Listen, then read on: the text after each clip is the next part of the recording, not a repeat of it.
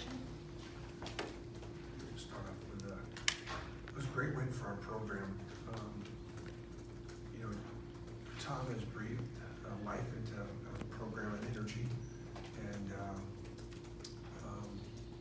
the league is, he just happened to be coming into the league when the league is the best it's maybe ever been. For Auburn, this is our 4th straight over Georgia. It hasn't happened since 1979. That's a significant accomplishment for our program.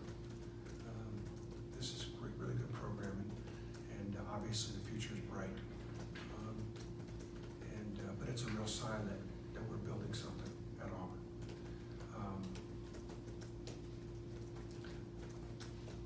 We were in deep foul trouble. Austin Wiley was not here. Malik Dunbar was here, but he pulled an ab muscle in Monday's practice. He traveled with us and tried to warm up.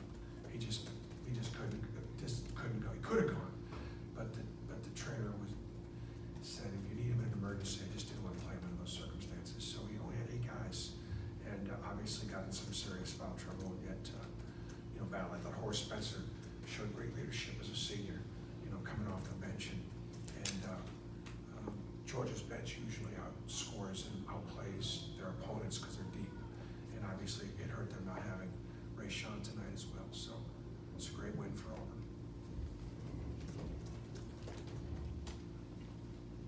Bruce, can you talk about the last play? Was it set for Chuma, and what you saw, and then overall just talk about second chance points? It was something you dominated tonight. Well, Horace had some tremendous second chance points. Had some just great runs at the board.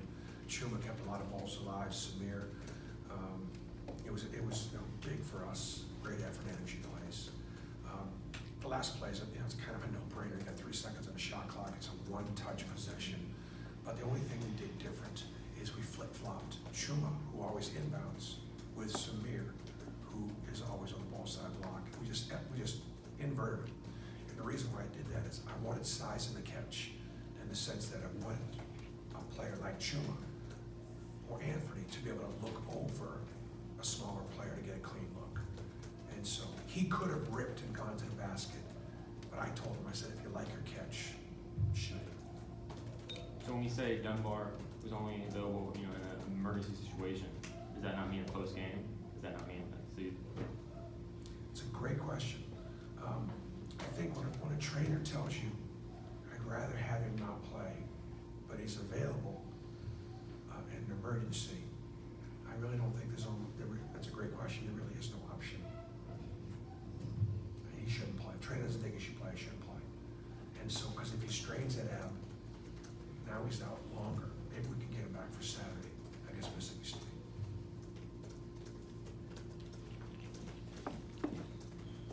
Obviously, with the Georgia players on the team, you have. Does this game mean just a little more? And of course, for Chuma to hit that shot, is that just something extra from you?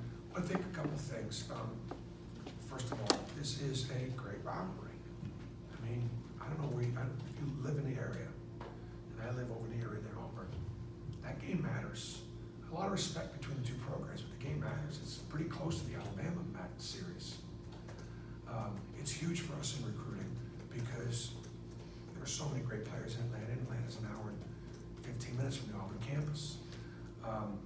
With the exception of Chuma, all right, who Georgia recruited really hard. My other Georgia players were not recruited by Georgia. And so Georgia got players that were ranked ahead of them. So it means something to them and to us. Because I guarantee those kids love the state of Georgia. They're from Georgia, but Auburn gave them an opportunity. And I think these kids have really taken advantage of the opportunity that they've had. Look at the career Jared Harper's having. He was second team all conference last year. Look at the career Bryce Brown's having. Bryce Brown was ranked 350th in high school basketball. He had no SEC offers. He's had himself having a terrific career. Anthony McLemore had he had Ivy League offers, but he was a supreme athlete, a great student, a great kid. So we've lucked out. We clearly have lucked out with some of these kids.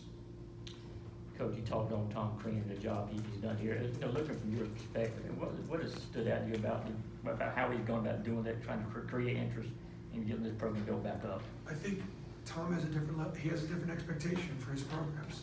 He has a championship expectation for his programs. So he's got champagne taste, and so he's going to recruit champagne type players, which means he's going to recruit higher ranked players and you know, tougher players to get.